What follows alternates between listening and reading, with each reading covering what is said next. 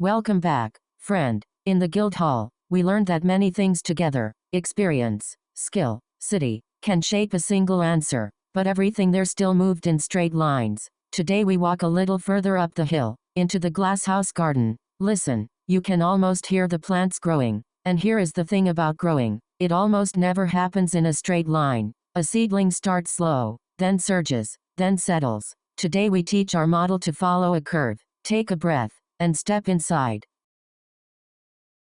Watch this little one grow. Slow at first, then a burst of energy, then calm, near the top. Now watch the straight ruler try to follow. It tries, it really does. But a straight line can only say one thing, the same growth, every single day. And that's just not how living things work. See those red ribbons? That's the ruler's error, the distance between its guess and the truth. But look what happens when the ruler learns to bend. The ribbons almost disappear. That bending ruler is polynomial regression. Same honest idea as before, with just a little more flexibility. Every good garden keeps a ledger, and ours is called plantgrowth.csv. First line, we invite pandas and import pandas as PD. The ledger wakes. Second line, PD reacts opens the book. Weeks of patient notes flow onto the page. The day number, the temperature that morning, how much water, in milliliters, hours of sunlight, and the height, in centimeters.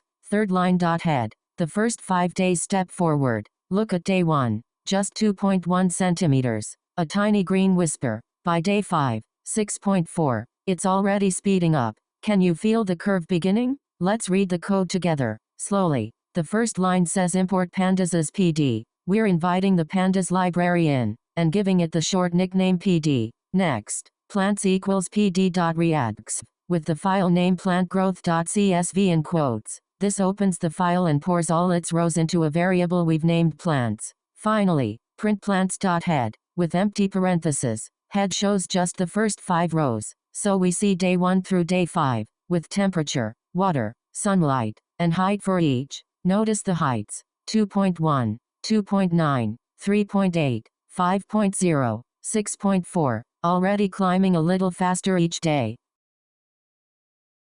Before we teach anything, we look, gently, no hurry.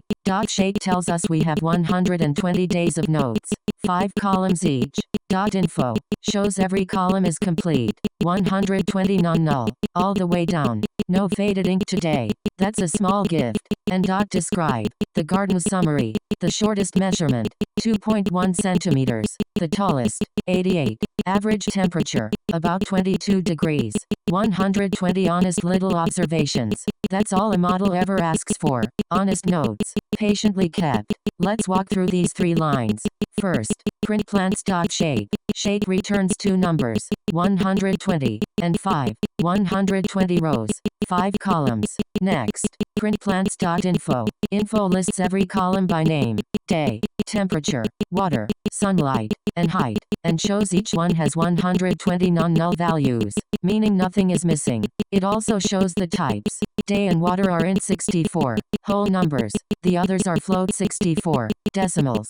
Last, print plants.describe. Describe gives the summary numbers. The mean day is 60.5, the minimum height is 2.10, and the maximum height is 88.00 centimeters. One look, and we know our garden ledger is complete. Let's paint what the garden already knows. Each dot is 1 day. Watch them settle. Do you see it? The gentle S, slow start, strong middle, calm finish. Now, let's be fair to our old friend, the straight line. We fit it, and it truly tries. R squared, 0.847. Not terrible, but look at those red ribbons. In the early days the line guesses too tall. In the middle, too short. The line isn't wrong-hearted, it's just stiff. So let's give it what it needs, a way to bend. Take your time with this one. First we import matplotlib.pyplot as plt.figure sets the canvas to 8 by 5. Then plt.scatter draws 1 dot per row, with plants day on the x-axis and plants height on the y-axis, in sea green, with alpha 0.7, so the dots stay soft, zlabel, illable, and title write the labels, and plt.show reveals the picture. In the second block, X is plant's day, in double brackets, and Y is plant's height. We create straight, a linear regression model, call straight.fit with X and Y, then print straight.score, rounded to 3 places, and it comes out to 0.847. Here's the quiet secret of this whole episode. We don't change the model. We change the ingredients. Meet the seed press. We set its dial to degree 2, and drop in one simple number, day 4. Turn the crank, and out come 2 tags, day 4, and day squared, 16. 4 times 4. Set the dial to 3, just to see, and day 4 becomes 3 tags, 4, 16, and 64. 4 times 4 times 4. That's all polynomial features does. It presses each number into its powers. Nothing mysterious. You could do it by hand, but those extra tags, 16, 64, they give a straight line model the room it needs. To draw a curve, read it with me, gently. First we import polynomial features from sklearn.preprocessing. Then poly equals polynomial features, with degree equals 2, and include devious equals false. Degree 2 means every number gets its square. Next, poly equals poly.fit transform of X. This presses each day value into 2 columns. Printing poly.get feature anonymous out shows their names, day, and day to the power of 2, and printing's poly at index 3, the row where day is 4, shows 4, and 16. Finally we make poly 3, with degree equals 3, and fit transform the value 4, outcome 3 numbers, 4, 16, and 64, the day, its square, and its cube. Now, the part I love most. Let's watch it learn. Slowly. Our curve is a recipe with 3 numbers, A, for day B, for day squared, and C, where the stem begins. Right now, all 3 are 0, so the vine lies flat on the ground. We ask it about day 10. The plant was really 18.4 centimeters. The flat vine says, 0. See that red ribbon? 18.4 centimeters of error. That ribbon is the model's honest confession. So we nudge. Just a little, it becomes 0.35, B, 0.01, C, 1.8. The vine lifts, barely. Iteration 2. Same question, day 10. Now the arithmetic, 0.35 times 10, plus 0.01 times 100, plus 1.8, 6.3 centimeters. Still short, but the ribbon shrank to 12.1. We nudge again. Iteration 3, 11.5. Error, 6.9. Shrinking, shrinking. If this feels new, that's alright. We'll watch it again, slowly, anytime you like. The computer simply repeats this question, error, nudge, thousands of times, and when it settles, A is 1.21b, 0.034c, 2.6, day 10's error, 1/3 of a centimeter. That's learning, not magic, just patience, at incredible speed. Now let's do it properly, with all 4 ingredients, day, temperature, water, sunlight. First, the split. 96 plants come to the workbench to teach. 24 wait behind the garden gate. The model never sees them. They're our honest exam. For later. Then the seed press. Dial at 2. Every feature is pressed into its squares, and its gentle pairings. Day times sunlight, water times temperature. And now, look closely at the training line. Linear regression. The very same model from the watercolor village. That's the lovely truth of polynomial regression. The model never changed. Only the ingredients grew richer, and richness is what lets it bend. One quiet breath, and the vine settles. Let's move through the training code, line by line. First, features holds 4 columns from plant's day, temperature, water, and sunlight, and target holds the height column. Then train test split divides them, with test size equals 0.2, and random stat equals 42, giving us strain, test, itrain, and itest. 20% set aside for the exam. Next, poly is polynomial features with degree equals 2 and include devious equals false. We call poly.fit transform on strain to make strain poly, and poly.transform on test to make test poly. Only transform, never fit, on the test set. Finally, model equals linear regression, and model.fit learns from strain poly and itrain. But how bendy should a curve be? Let's ask the garden itself. 3 plots, 3 degrees. Our loop tries each one. Degree 1, the stiff stick. It scores about 0.85 on both training and test. Honest, but too simple. It can't see the search. We call this underfitting. Degree 2, the natural vine. 0.96 on training. 0.96 on the unseen test plants too. It learned the shape of growth itself. And degree 12, oh, look at it. On training data, nearly perfect. 0.999. It touches every dot, every dewdrop. But on the test plants it never met. 0.61. It didn't learn the pattern. It memorized the answers. Like a student who recites the textbook, but can't answer a new question. Here's the gentle rule to keep. When training looks perfect but testing falls apart, the model has memorized, not learned. The garden always prefers the natural vine. Follow the loop with me. We import R2 score from sklearn.metrics. Then, for degree in the list 1, 2, and 12, each pass builds polyt, a polynomial features with that degree, and include dbs equals false.